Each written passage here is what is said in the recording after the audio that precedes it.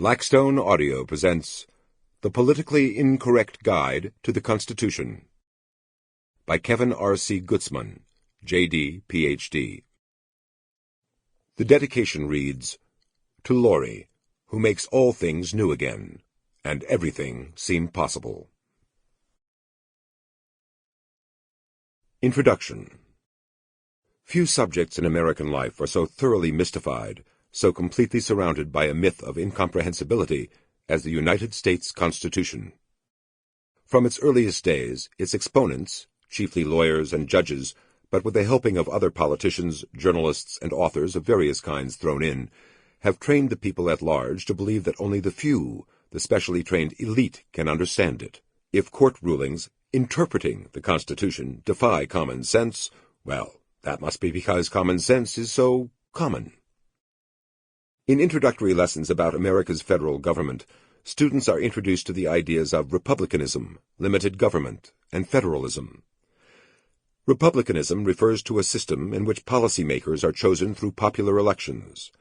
Limited government and federalism are simply two sides of the same coin. They are different ways of understanding a system in which the states came first, delegated some carefully enumerated powers to a central government, and retained the rest for themselves. But in what sense is our federal government limited?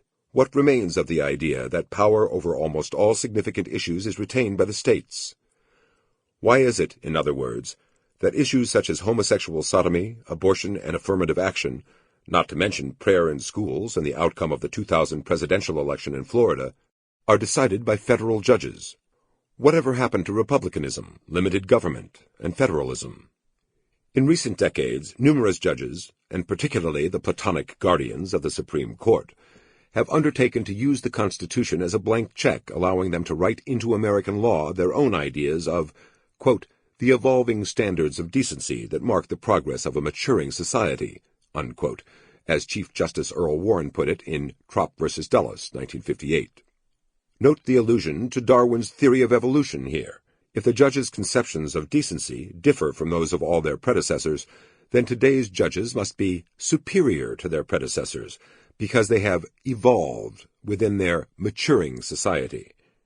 And, of course, if the judges' ideas differ from those of the majority of the electorate, that only shows how much further the judges have evolved, and how superior they really are.